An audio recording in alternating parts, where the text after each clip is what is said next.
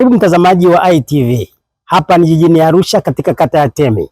Hawa hapa ni vijana ambao wamejiunga katika kikundi na kuanzisha biashara yao. Biashara kubwa wanayofanya ni kutengeneza mnyororo wa thamani ya mazao ya kilimo na kuhakikisha kwamba unakuwa bidhaa.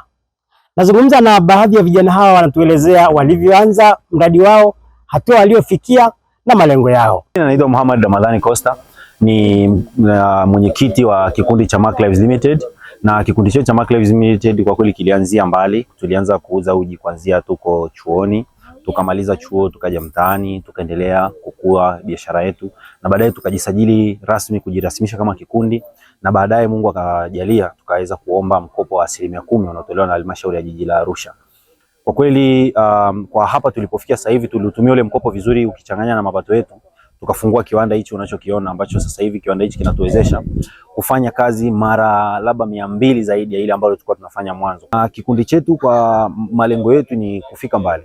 In fact kwa sasa hivi tumeshaanza mchakato wa kuchukua tenda za serikali kwa ajili ya kuhudumia mashule na taasisi mbalimbali, kuwapelekea vitu kama unga, mafuta na vinginevyo.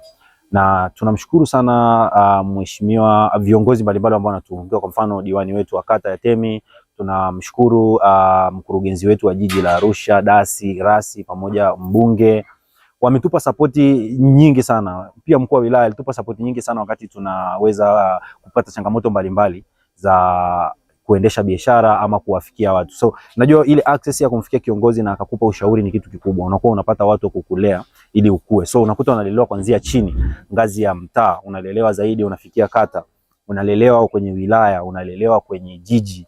Kwa hiyo inakuwa ni kitu kikubwa sana kwa vijana sana. Tuambie kidogo, mara nyingi vijana wengi wameanzisha vikundi na vikundi vimekwama.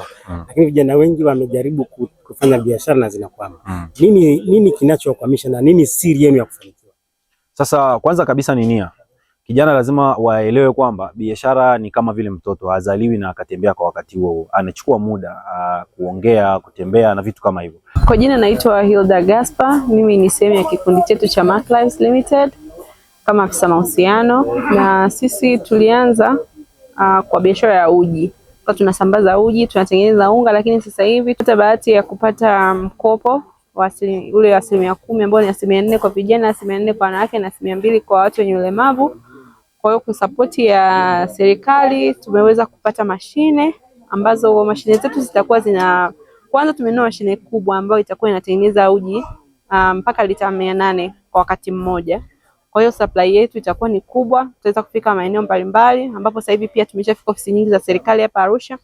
Lakini pia tutakuwa tuna mashine ambayo itakuwa inachakata mafuta ya kupikia ya mbegu za aina mbalimbali, alizeti, kuna katamu na maparachichi na vitu vyote ambavyo vinaweza vikatoa mafuta na vinatoa katika hali ambayo ni very fine.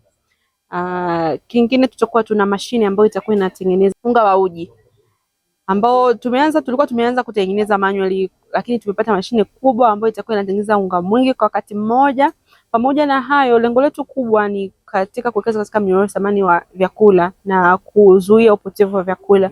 Kwa hiyo tuna dryer kubwa ambayo inaweza ikadry kwa ile processing moja inaweza ikadry mpaka kilo 500 ambao ni nusu ya tani. Kwa hiyo hapa tumeanza tuna dry viungo, lakini lengo letu kubwa, kwa mfano unakuta kipindi cha maembe, cha matunda, mananasi, vitu vingi vinapotea kwa kuharibika. Kwa hiyo lengo letu kubwa pia ni kuweza kuongeza thamani ya mazao mbalimbali. Kwa hiyo tuna mashine ambayo itakuwa ina dry vyakula vya aina mbalimbali.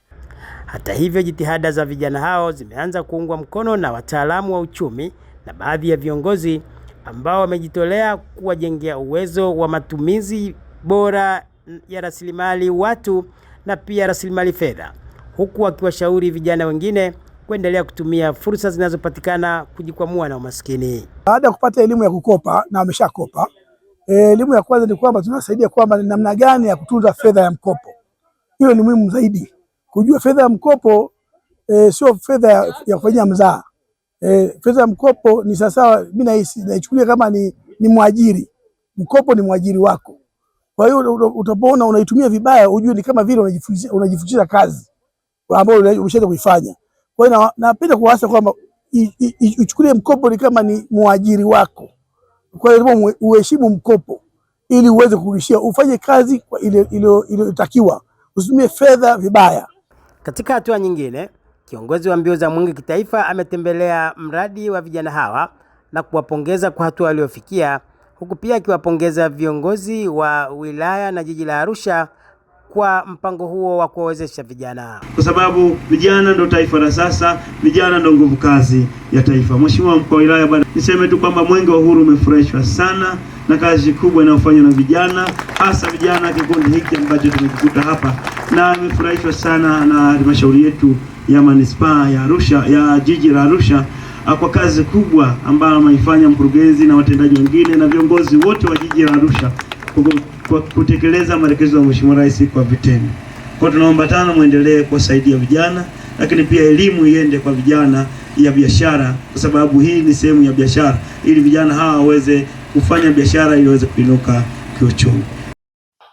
Ni maelezo ya baadhi ya vijana waliojiunga katika vikundi na kupewa mikopo hapa jijini Arusha, lakini pia na baadhi ya viongozi juu ya namna ambavyo vijana wanaweza kujikwamua na umaskini kupitia mikopo hii inayotolewa na halmashauri. Kutoka hapa katika eneo hili la kata ya Temi jijini Arusha, mimi ni Asiraji Mvungi wa ITV.